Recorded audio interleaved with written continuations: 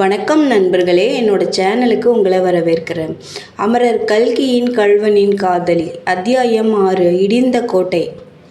கொள்ளிடத்து லயன்கரை சாலை இருபுறத்திலும் செழிப்பான புளிய மரங்கள் வானை அளாவி வளர்ந்து கிளைகள் ஒன்றோடு ஒன்று அடர்த்தியாய் பின்னி கொட்டார பந்தல் போட்டது போல நிழல் தந்து கொண்டிருந்தன.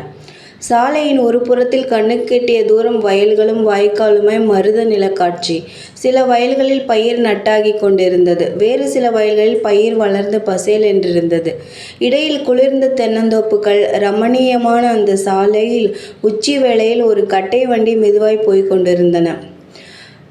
அதில் குடும்பத்திற்கு அவசியமான தட்டுமுட்டு சாமான்கள் ஏற்றப்பட்டிருந்தன. பின்னால் காலை தொங்க போட்டுக்கொண்டு அபிராமி உட்கார்ந்திருந்தாள். அந்த வேளையில் குளிர்ந்த சாலையில் பிரயாணம் செய்வதே ஒரு ஆனந்தம். அதிலும் குழந்தை உள்ளத்தின் குதூகலத்திற்கு கேட்க வேண்டுமா? அபிராமி ராதே கிருஷ்ண போல முகஷே என்னும் இந்துஸ்தானி பாட்டு மெட்டில் தானே இட்டு கட்டிய பாட்டு ஒன்றை வெகு ஜோராக பாடிக்கொண்டிருந்தாள். ஆளிலையின் மேலே துயிலுவான் ஆளிவண்ணனன் அமுதனே, சாலையோரமே திரிவான் ஜாடையாகவே வருவான்.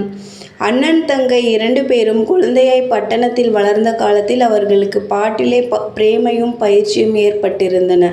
ஆனால் கிராமத்திற்கு வந்த பிறகு அபிராமிக்கு சங்கீத பயிற்சியை விருத்தி செய்து கொள்ள சௌகரியம் இல்லை என்றாலும் அங்கே இங்கே கேட்டும் கிராமபோன் பிளேட் மூலமும் ஏதாவது புதுசாய் பாட்டு கற்றுக்கொண்டுதான் இருந்தாள்.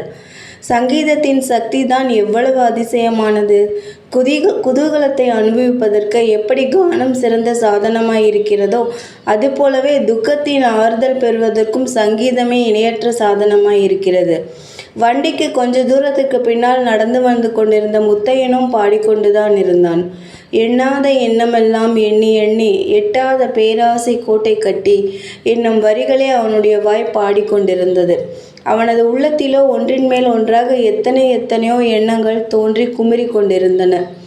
எந்த ஊரிலே உள்ள ஒவ்வொரு மரமும் செடியும் கொடியும் அவனுடைய உற்ற துணைவர்களைப் போல அவ்வளவு தூரம் அவனுடைய அன்பை கவர்ந்திருந்தனவோ அந்த ஊரினுடைய மண்ணை உதறிவிட்டு அவன் இப்போது போகிறான். அதை நினைத்த போது அவனுடைய கண்களில் ஜலம் துளிர்த்தது. ஆனால் ஏதோ ஒரு வேளை என்றாகி இனிமேல் பிற்கால வாழ்க்கையை பற்றி கவலையில்லாமல் இருக்கலாம் என்பதை எண்ணிய போது ஒருவாறு ஆறுதல் ஏற்பட்டது. கட்டிய ஆகாய கோட்டையெல்லாம் என்ன ஆயிற்று? பொலவென்று உதிர்ந்து மண்ணோடு மண்ணாக அல்லவா போய்விட்டது.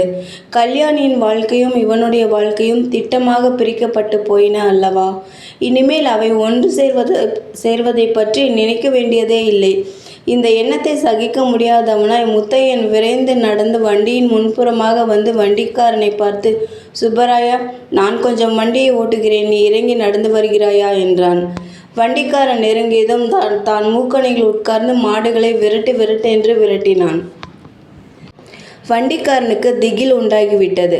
அந்த சாலையோ ஆபத்தான சாலை. 2 பக்கமும் கிடுகிடு பள்ளம். ஒரு புறம் நதிப்படுகை, மற்றொரு புறம் வாய்க்கால். மாடு கொஞ்சம் மிரண்டாலும் வண்டிக்கு ஆபத்துதான்.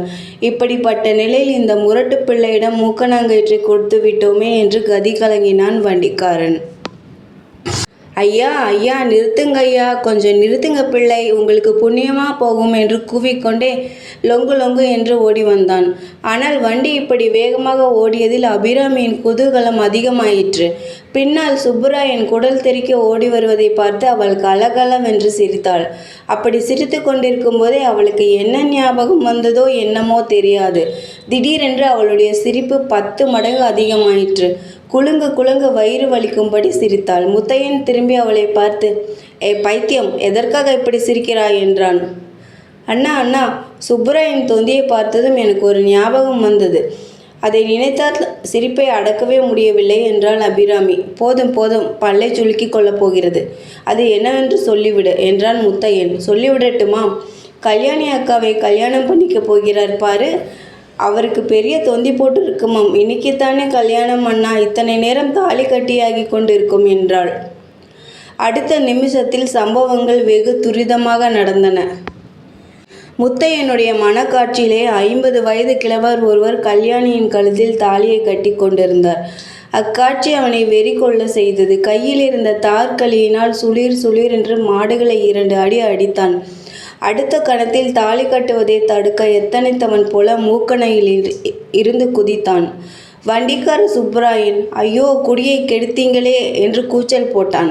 அபிராமிக்கு வானம் இடிந்து திடீரென்று தன் தலையில் விழுந்து விட்டது போல் தோன்றிற்று. வண்டி குடை சாய்ந்து விட்டது. நன்றி. மீண்டும் அடுத்த அத்தியாயத்தில் சந்திப்போம்.